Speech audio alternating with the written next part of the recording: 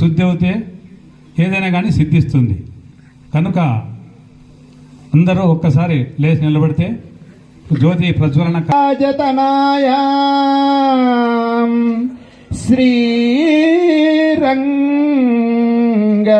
శ్రీరంగదామేశ్వరీ దాసీభూత సమస్త దేవవనితాం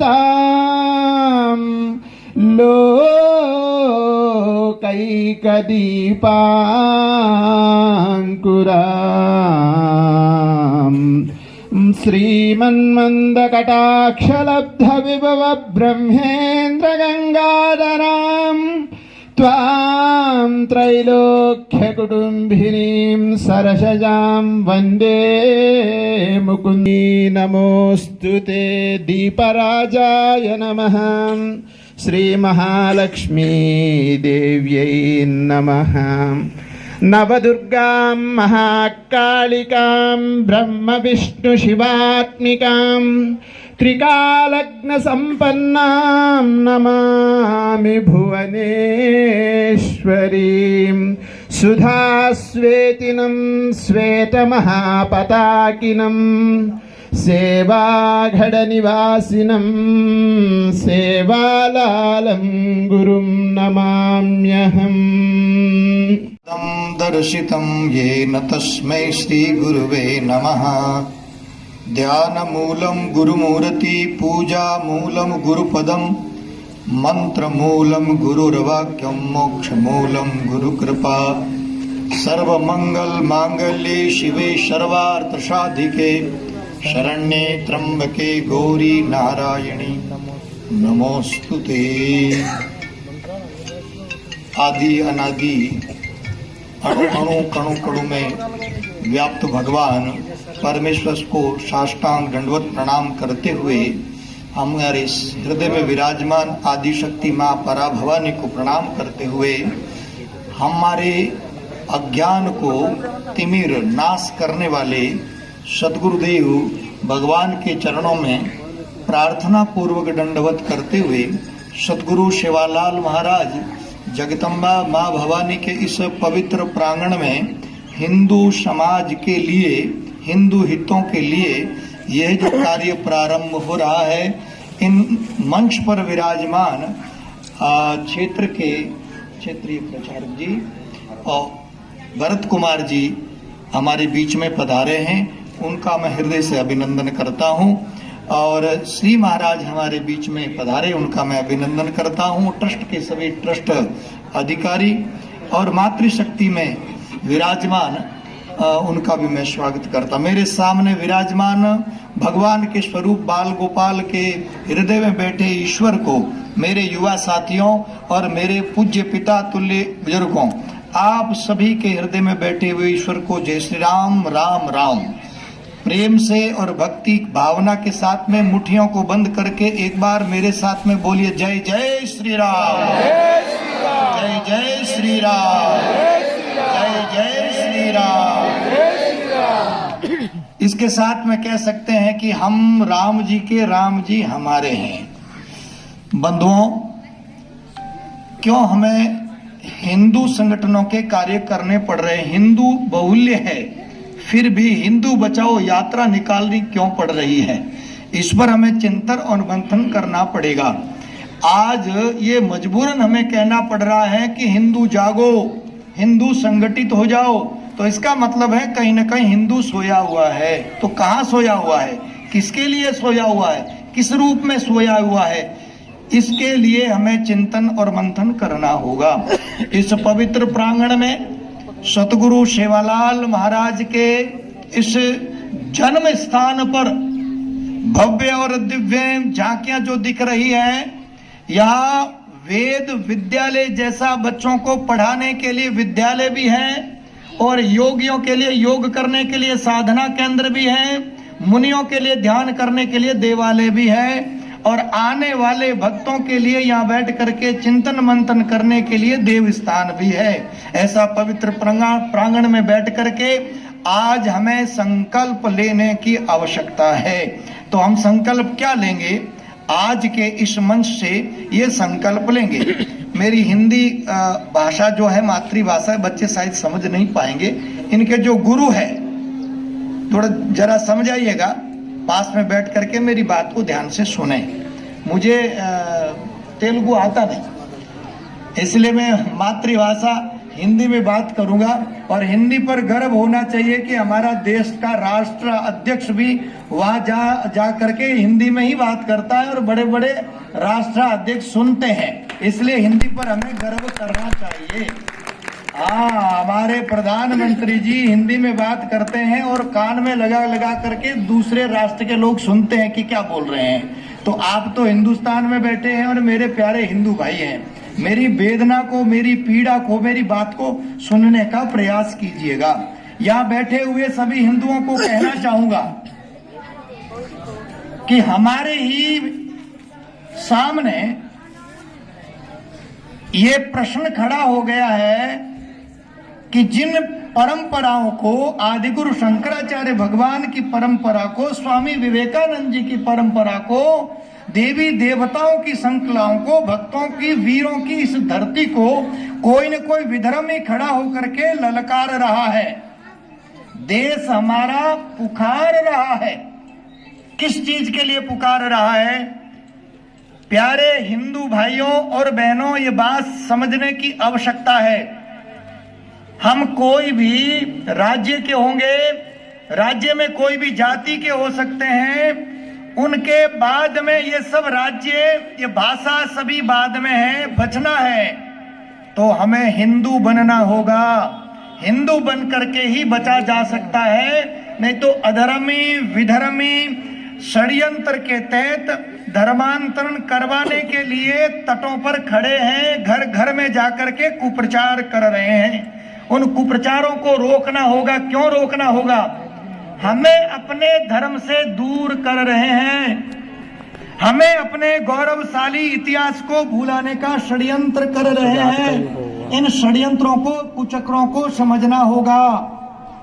हमारा इतिहास गौरवशाली इतिहास है और ऐसे लोगों के सामने हम कैसे बैठ सकते हैं, कैसे हम भाईचारा निभा सकते हैं? हमारा हिंदू धर्म कहता है वसुदेव कुटुंबकम, ये पूरी पृथ्वी हमारा भाई है। हमारी संस्कृति कहते हैं सर्वे भवन्तु सुखिना, सर्वे सन्तु निरामया, सभी सुखी रहे, सभी अपने हैं। हमारी संस्कृति गाय को गां मां कहती है, धरती माता को पूज्य बता करके तिलक करती है। लेकिन उनको हम भाई कैसे समझे, कैसे माने जो धरती को डायन कहते हैं? वंदे मातरम कहने में जिनको पसीना हो रहा है, गौ माता को जो अपना भक्षण समझते हैं, वो हमारे भाई कैसे हो सकते हैं? अपने हिंदुओं के मंदिर को तोड़ने वालों को हम भाई कैसे समझें? ये प्रश्न हमारे सामने खड़ा हो गया है। इसलिए हमें जगना होगा और जग करके देश के लिए लगना होगा। करना क्या है? सबसे पहले यदि राष्ट्र को हमारी ओर से कुछ देना है तो हे हिंदू योद्धाओं, आपको एक कार्य करना होगा, 3 सूत्र में बंधना होगा। क्या छोड़ना होगा? वो सबसे पहले यदि संपूर्ण हिंदू समाज को जोड़ना है तो हमें जातिवाद मुक्त भारत बनाना होगा। कोई ऊंचा नहीं, कोई नीचा नहीं, हम सब हिंदू भाई भाई। और ये नारा एक बार फिर लगाना होगा जो हमारे भाई ने, हमारे ऋषियों ने, हमारे तपस्वियों ने, हमारे विचारकों ने लगाया कि जात पात की करो विदाई और हम सब हिंदू हैं भाई भाई। हम हिंदू सभी भाई भाई हैं। इसलिए हमारे बीच में कौन विधर्मी आ रहा है, कौन अधर्मी आ रहा है, जो हमारे देवी देवताओं को हमारे सामने उनका अपमान कर रहा है। हमें पहचानना होगा उन लोगों को। विशेष करके हिंदू समाज के साथ साथ में बंजारा समाज के बंधुओं को कहना चाहता हूं, गौरवशाली इतिहास है हमारा। आप जगदम्बा के पुत्र हैं। सतगुरु सेवालाल महाराज ने जंगलों में रह करके गौ माता के लिए और इस राष्ट्र के लिए अपने योद्धाओं को खड़ा करके बलिदान दिया, तब जाकर के आप तिलक लगा सकते हैं, तब जाकर के आप जय सेवालाल बोल सकते हैं, मत भूलिएगा। इसलिए हे मेरे भाइयों, आज अपने बंजारा समाज के बंधुओं को कहना चाहूंगा इस मंच से, वैसे समस्त हिंदू समाज को कह रहा हूं, हम जगदम्बा माता के पुत्र हैं। हम अपनी परंपरा को, प्रकृति के पूजक हम लोग हैं, संतों के चरणों में रह करके अपनी परंपरा को मानते हैं और सबसे कहीं भी किसी भी राज्य में जाए तो एक ही मंत्र बोलते हैं, सबको राम राम करके उच्चारण करते हैं। उस राम राम के बीच में ये कौन ईसा मसीह आकर के हमारा धर्म परिवर्तन करवा रहा है? कौन चावल दे करके हमारे धर्म को भ्रष्ट कर रहा है? कौन कपड़े दे करके हमारे धर्म को बदलने का प्रयास कर रहा है? हमें जगना होगा, हमें अपने स्वाभिमान को जगाना होगा। अरे यदा यदा ही धर्म से ग्लानिर्भवति भारत अभ्युत्थानम धर्मस्य तदात्मानम सृजामहे की घोषणा करने वाला ये हिंदू समाज बट क्यों रहा है? हमें बटना नहीं है। और एक ये मंत्र भी साथ साथ हमें दोहराना होगा, यदि आप बटोगे तो आप कटोगे और कटोगे तो आप घटोगे। और इसलिए क्या करना है? ना हमें बटना है और ना हमें घटना है। इसलिए संगठित होकर के बुलंद आवाज के साथ में अपने पूर्वजों को याद करते हुए इस बात को धैर्य के साथ में हमें महापुरुषों के बताए हुए पथ प्रदर्शन रास्ते पर चलना होगा। और आज आपकी सबसे बड़ी अंगुली पकड़कर आगे आगे चलने वाला, हिंदू समाज के लिए लड़ने वाला राष्ट्रीय स्वयं सेवक जैसा संघ आपके आगे खड़ा है। अब आपको डरने की क्या जरूरत है? यदि आपको कहीं आवश्यकता पड़ती है हिंदू समाज के लिए, मेरा वीर बजरंग दल आपके साथ में कदम से कदम मिला करके खड़ा है। यदि आपका कोई मंदिर तोड़ रहा है, कोई धर्मांतरण कर रहा है, कोई कष्ट पड़ रहा है, तो वीएचपी आपके साथ में कदम से कदम मिला करके खड़ा है और हर जगह पर साधु संतों का आशीर्वाद लेकर के कार्य कर रहा है। फिर भी हमारे बीच में ऐसे एक बार पुनः दोहरा रहा हूं, कौन अधर्मी आया है जो हमारे भोले भाले गरीबों के बीच में आकर के देवताओं को, हिंदू देवताओं को कमजोर बता रहा है, भोले भाले लोगों को धर्म परिवर्तन करवा करके अपना धर्म, अपना मजहब महान बता रहा है। एक बात ध्यान सुनिए, बाकी कोई धर्म नहीं है, धर्म एक सनातन धर्म है, बाकी सब मजहब है। नूतना आदि सनातना ये हमारा धर्म है, जिन्हीं कोई तारीख नहीं है, कोई तिथि नहीं है। इसलिए आपको कह रहे हैं, हम किसी के ऊपर अंगुली नहीं उठा रहे हैं, हम अपने धर्म की बात कर रहे हैं। प्यारे भारतवर्षियों, मैं एक गीत के माध्यम से आप लोगों को बताना चाहता हूं कि आप क्या कर रहे हैं, क्या आपको करना चाहिए। और हमारे महापुरुषों ने कहा, और मेरा संकल्प, यदि आप कोई पूछे कि महाराज आप क्या करने वाले हैं, तो मुझे उस कवि की पंक्ति याद आ रही है। और आपको भी ये करना चाहिए कि देश से है प्रेम। प्यारे बच्चों, देश से है प्रेम तो हरदम ये कहना चाहिए, मैं रहूं या ना रहूं, मेरा भारत रहना चाहिए। दुश्मनों से कह दो तुम सीमा में रहना सीख ले, ये मेरा भारत अखंड है, सत्य कहना सीख ले। भारत की इस भक्ति को बढ़कर दिखाना चाहिए। और आप भी कहिए, मैं रहूं या ना रहूं, ये मेरा भारत रहना चाहिए। भारत के लिए, धर्म के लिए बलिदान लेने के लिए तैयार हो जाइए, तभी जाकर के भारत और भारतीय संस्कृति श्रेष्ठ होगी। हम महाराणा के वंशज हैं, राणा की चौड़ी छाती है, हम पृथ्वी की तलवारें हैं, तात्या टोपे के नाती हैं, वंदा वैरागी हाड़ी रानी की कथा सुनाते हैं, रंग बसंती भाला चोला शाम सवेरे गाते हैं, इस देश की नारी पुरुषों से आगे कदम बढ़ाती है और लक्ष्मीबाई बच्चा लेकर अंग्रेजों से लड़ जाती है। ऐसा मेरा प्यारा देश है। यहाँ की नारियों भी शक्ति स्वरूप बन करके तलवार उठा करके विधर्मियों का विध्वंस करने के लिए तैयार होती है।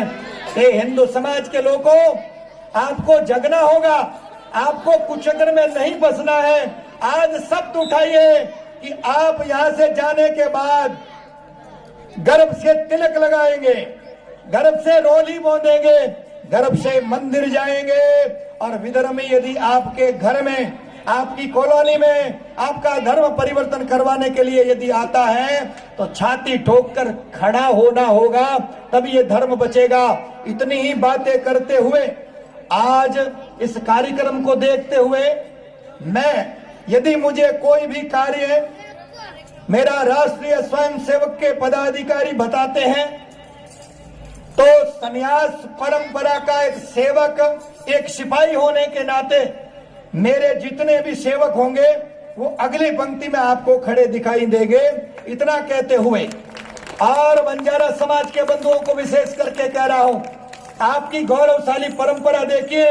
राजस्थान के बंधु यहां बैठे हैं, राजस्थान के वो महापुरुष जो पूरी पृथ्वी जिनके चरणों में आकर के मस्तक झुकाती है, उनका नाम है हाथीराम जी महाराज, जो राजस्थान की धरती से आकर के पूरे विश्व में लोहा बना दिया और वेंकटेश्वर भगवान को प्रकट किया है। ऐसे वीर पुरुषों की प्रसूता भूमि और महाराणा प्रताप की भूमि, माता मीरा की भूमि, बाबूजी राठौड़ की भूमि से मैं आप सबको प्रणाम करता हूं। आप सबको राम राम करते हुए एक बार विश्वास दिलाता हूं कि राष्ट्र के इस पवित्र यज्ञ में हम आपके साथ में कदम से कदम मिला करके आपके साथ खड़े होंगे। एक बार मेरे साथ में बोलिए, मुट्ठियां बंद करके भारत के शपूतों, उन विधर्मियों के कानों तक आवाज जानी चाहिए जिनको वंदे मातरम बोलने में पसीना हो रहा है। ऐसे लोगों के कानों में आवाज जानी चाहिए। तो आइए मेरे साथ में मुट्ठियां बंद करके बोलिए, भारत माता की, भारत माता की, सत्य सनातन धर्म की। मेरी वाणी को मां के चरणों में समर्पित करता हूं, सदगुरुदेव के चरणों में समर्पित करता हूं। हरिओम हरिओम हरिओम। సేవాలాల్ మహారాజ్ యొక్క దర్శనం చేసుకున్నాం మనం. రాజస్థాన్ లో ఒక గ్రామానికి వెళ్ళాను, సరిహద్దులో ఉంది పాకిస్తాన్కి. ఆ ఊరు పేరు తనోట్. అక్కడి వరకు వెళ్ళొచ్చు, దాని తర్వాత సరిహద్దు ఉంటుంది, పాకిస్తాన్ తో ఫెన్సింగ్ ఉంది. ఇలాగే అమ్మవారి యొక్క దేవాలయం ఉంది అక్కడ, తనోట్ మాతా దేవాలయము. దర్శనం చేసుకున్నాము. తీర్థం ఇచ్చింది ఎవరయ్యా అంటే అక్కడ పూజారి సైనికుడు. ఏమండి మీరున్నారు ఏంటి అంటే మేమే ఇక్కడ సేవ చేస్తున్నాం అమ్మవారికి అని చెప్పేసి అన్నారు వాళ్ళు. చూస్తుంటే దేవాలయంలో బాంబులు ఉన్నాయి. అదేంటి గుళ్ళో బాంబులు ఉన్నాయంటే వాళ్ళు చెప్పారు, పాకిస్తాన్ తో యుద్ధం జరిగినప్పుడు 1400 బాంబులు ఈ ఊరి మీద వేశారు. సరిహద్దు కదా. 370 బాంబులు ఈ దేవాలయం చుట్టుపక్కల పడ్డాయి. కానీ ఈ తల్లి కాపాడింది, ఏ ఒక్క బాంబు కూడా పేలలేదు అని చెప్పారు. ఈ ఊరిని కాపాడుతున్నది, దేశాన్ని కాపాడుతుంది ఎవరంటే తనోటు మాత తల్లి కాపాడుతున్నది, భవానీ మాత కాపాడుతున్నది. ప్రపంచంలో ఉండేటువంటి ఏ దేశంలో అయినప్పటికీ దేవుడి యొక్క దివ్యవాణి విన్నటువంటి ప్రవక్త పుట్టాడు, దేవుడి యొక్క దూత పుట్టాడు. కానీ సాక్షాత్తు భగవంతుడు అవతరించినటువంటి ఏకైక భూమి ప్రపంచంలో ఏది అంటే కేవలం భారత భూమి మాత్రమే. అయోధ్యలో పుట్టినటువంటి శ్రీరామచంద్రుడు రావణాసుని చంపడానికి లంకకు వచ్చాడు. ద్వారక ముఖ్య పట్టణంగా ఉండేటువంటి కృష్ణుడు నరకాసుని చంపడానికి అస్సాంకి వెళ్ళాడు. ఉత్తర దక్షిణాన్ని రాముడు కలిపాడు, తూర్పు పడమల్ని కృష్ణుడు కలిపాడు. రాముడి యొక్క కృష్ణుడి యొక్క పాద స్పర్శతో ఈ నేల అణువణువు కణకణము పవిత్రమైంది. భగవంతుడు పుట్టినటువంటి భూమి, భగవంతుడి చేత రక్షించబడుతున్నటువంటి భూమి. అంత మాత్రమే కాదు, తన యొక్క తపస్సుతోని, తన యొక్క సాధనతోని భగవంతుని ఈ భూమి మీదకి అవతరింపజేసినటువంటి సేవాలాల్ మహారాజ్ గారు, హాతీరామ్ బావాజీ మఠ్ లాంటి స్వామీజీలు, ఇలాంటి అనేక మంది పెద్దల కారణంగా భగవంతుడి భూమి మీదకి వచ్చాడు. ఇలాంటి చరిత్ర కలిగినటువంటి దేశము, ధర్మము, మతము ప్రపంచంలో ఇంకేదీ లేదు. కేవలం హిందూ ధర్మం మాత్రమే, భారతదేశం మాత్రమే. అటువంటి భారతదేశంలో హిందువుగా పుట్టినందుకు మనందరం కూడా గర్వపడాలి. ఈ దేశం యొక్క గొప్పతనం ఏంటంటే, తన యొక్క భర్త ప్రాణాలని తీసుకొని యమధర్మరాజు వెళ్తుంటే సావిత్రి వెళ్ళి దెబ్బలాడి తన యొక్క భర్త ప్రాణాలని వెనక్కి తెచ్చుకున్నటువంటి సతీ సావిత్రి పుట్టినటువంటి భూమి మనది. త్రిమూర్తుల్ని పసిపిల్లల్ని చేసి లాలించినటువంటి సతీ అనసూయ పుట్టినటువంటి భూమి మనది. 16 సంవత్సరాల వయసులో నీ ఆయుష్ అయిపోయింది పద అని చెప్పేసి యమధర్మరాజు వస్తే శివుణ్ణి ఆలింగనం చేసుకొని నేను రాను, శివుణ్ణి వదిలి రాను అని చెప్పేసి అంటే శివుడు ప్రత్యక్షమై చిరంజీవిగా చేసి మార్కండేయుడిని దీవించాడు. అటువంటి మార్కండేయుడు పుట్టినటువంటి భూమి. భక్త రామదాసు భద్రాచలంలో రాముడికి గుడి కడితే గోల్కొండ నవాబు ఆయన జైల్లో పెట్టాడు. ఆ జైల్లోనే గోడ మీద రాముడి యొక్క చిత్రపటం గీసుకున్నాడు. పూజిస్తున్నాడు, అర్చిస్తున్నాడు. బాధ కలిగినప్పుడు దెబ్బలాడుతున్నాడు. ఏమని? ఎవడబ్బా సొమ్మని కులుకుతున్నావని చెప్పేసి దెబ్బలాడాడు రాముడితో. రాముడు బాధపడలేదండి. రామదాస్ యొక్క భక్తికి మెచ్చి రామ లక్ష్మణులు ఇద్దరు కూడా నవాబుకి ప్రత్యక్షమై తన అప్పుని తీర్చి వెళ్ళిపోయారు. అటువంటి పవిత్రమైనటువంటి భూమి ఇది. హాతీరామ్ బావాజీ స్వామీజీ రాజస్థాన్ నుంచి నడుచుకుంటూ వచ్చి వెంకటేశ్వర స్వామి, తిరుపతి వెంకటేశ్వర స్వామిని దర్శించుకొని ఆ దివ్యమంగళ స్వరూపాన్ని చూస్తూ అక్కడే నిలబడిపోతే అక్కడ ఉండేటువంటి పూజారి ఎవరైనా ఎక్కడి నుంచో వచ్చాడు, వేరే భాష అని చెప్పేసి బయటికి పంపించేస్తే ఆ బయటికి వెళ్ళిపోయినటువంటి బావాజీకి బాధ కలిగి వెక్కి ఏడుస్తున్నాడట. ఎదుటి వ్యక్తి యొక్క కులము దేవుడు చూడండి. ఇతను ఏ కులం అని చెప్పేసి దేవుడు చూడడు.